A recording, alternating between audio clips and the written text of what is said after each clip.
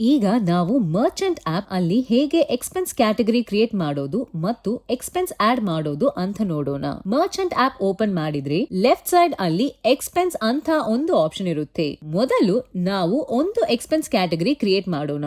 ಅದಕ್ಕಾಗಿ add category ಪಕ್ಕದಲ್ಲಿ ಇರುವ ಪ್ಲಸ್ ಐಕಾನ್ ಕ್ಲಿಕ್ ಮಾಡಿ. ಈಗ ನಾನು ಎಕ್ಸಾಂಪಲ್ ಗೆ ಬೇಸಿಕ್ ನೀಡ್ಸ್ ಅಂತ ಒಂದು ಕ್ಯಾಟಗರಿ ಕ್ರಿಯೇಟ್ ಮಾಡುತ್ತಿದ್ದೀನಿ. ಕ್ಯಾಟಗರಿ ನೇಮ್ ಎಂಟರ್ ಮಾಡಿ ಸಬ್ಮಿಟ್ ಕೊಟ್ಟರೆ ಕ್ಯಾಟಗರಿ ಸಕ್ಸಸ್ಫುಲ್ ಆಗಿ ಕ್ರಿಯೇಟ್ ಆಗುತ್ತೆ. ಅದಾದ ಮೇಲೆ ಓವರ್ವ್ಯೂ ಸೆಕ್ಷನ್ ಗೆ ಹೋಗಿ ನಿಮ್ಮ ಬಿಸ್ನೆಸ್ ಗೆ ಏನು ಎಕ್ಸ್ಪೆನ್ಸ್ ಮಾಡಿದ್ರು ಅದನ್ನ ಇಲ್ಲಿ ರೆಕಾರ್ಡ್ ಮಾಡಬಹುದು.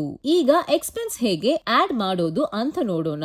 ನ್ಯೂ ಎಕ್ಸ್ಪೆನ್ಸ್ ಮೇಲೆ ಕ್ಲಿಕ್ ಮಾಡಿ. ಎಕ್ಸ್ಪೆನ್ಸ್ ನೇಮ್ ಅಲ್ಲಿ ಉದಾಹರಣೆಗಾಗಿ ಪೆಟ್ರೋಲ್ ಅಂತ ಎಂಟರ್ ಮಾಡಬಹುದು. ಆದ ಮೇಲೆ ನಾವು ಕ್ರಿಯೇಟ್ ಮಾಡಿದ ಕ್ಯಾಟಗರಿ ಸೆಲೆಕ್ಟ್ ಮಾಡಬಹುದು. ನಾನು ಇಲ್ಲಿ ಬೇಸಿಕ್ ನೀಡ್ಸ್ ಕ್ಯಾಟಗರಿ ಸೆಲೆಕ್ಟ್ ಮಾಡುತ್ತಿದ್ದೀನಿ. ಮುಂದೆ ಯಾವ ಪೇಮೆಂಟ್ ಟೈಪ್ ಅಲ್ಲಿ ಎಕ್ಸ್ಪೆನ್ಸ್ ಮಾಡಿದ್ರಾ ಅಂತ ಸೆಲೆಕ್ಟ್ ಮಾಡಬೇಕು. ಕ್ಯಾಶ್, ಕಾರ್ಡ್, UPI ಅಂತ ಆಪ್ಷನ್ಸ್ ಇರುತ್ತೆ. ನಾನು ಈಗ ಕ್ಯಾಶ್ ಸೆಲೆಕ್ಟ್ ಮಾಡುತ್ತಿದ್ದೀನಿ. ಅಮೌಂಟ್ ಅಲ್ಲಿ 100 ರೂಪೀಸ್ ಎಂಟರ್ ಮಾಡಿ ಸೇವ್ ಕೊಟ್ಟರೆ ಎಕ್ಸ್ಪೆನ್ಸ್ ಸಕ್ಸಸ್ಫುಲ್ ಆಗಿ ಸೇವ್ ಆಗುತ್ತೆ.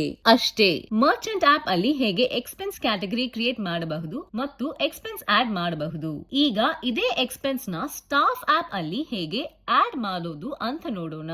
ಸ್ಟಾಫ್ ಆಪ್ ಅಲ್ಲಿ ಪ್ರೊಫೈಲ್ ಐಕಾನ್ ಕ್ಲಿಕ್ ಮಾಡಿದ್ರೆ ರೈಟ್ ಸೈಡ್ ಅಲ್ಲಿ ಆಪ್ಷನ್ಸ್ ಬರುತ್ತೆ. ಅದರಲ್ಲಿ ಎಕ್ಸ್ಪೆನ್ಸಸ್ ಅಂತ ಒಂದು ಆಪ್ಷನ್ ಇರುತ್ತೆ. ಅದನ್ನ ಕ್ಲಿಕ್ ಮಾಡಿ. ಮೇಲೆ ರೈಟ್ ಸೈಡ್ ಅಲ್ಲಿ ನ್ಯೂ ಎಕ್ಸ್ಪೆನ್ಸ್ ಅಂತ ಒಂದು ಬಟನ್ ಇರುತ್ತೆ. ಅದನ್ನ ಕ್ಲಿಕ್ ಮಾಡಿದ್ರೆ ಎಕ್ಸ್ಪೆನ್ಸ್ ನೇಮ್ ಎಂಟರ್ ಮಾಡಲು ಆದ ಮೇಲೆ ಅಮೌಂಟ್ ಅಲ್ಲಿ 100 ರೂಪೀಸ್ ಎಂಟರ್ ಮಾಡಿ.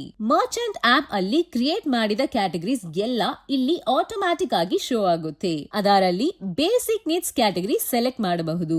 ಮುಂದೆ ಯಾವ ಪೇಮೆಂಟ್ ಟೈಪ್ ಅಲ್ಲಿ ಎಕ್ಸ್ಪೆನ್ಸ್ ಮಾಡಿದ್ರೆ ಅಂತ ಸೆಲೆಕ್ಟ್ ಮಾಡಬೇಕು. ಕ್ಯಾಶ್, ಕಾರ್ಡ್, UPI ಆಪ್ಷನ್ಸ್ ಇರುತ್ತೆ. ನಾನು ಈಗ ಕ್ಯಾಶ್ ಸೆಲೆಕ್ಟ್ ಮಾಡಿ ಆಡ್ ಕೊಟ್ರೆ ಎಕ್ಸ್ಪೆನ್ಸ್ ಸಕ್ಸಸ್ಫುಲ್ ಆಗಿ ಆಡ್ ಆಗುತ್ತೆ.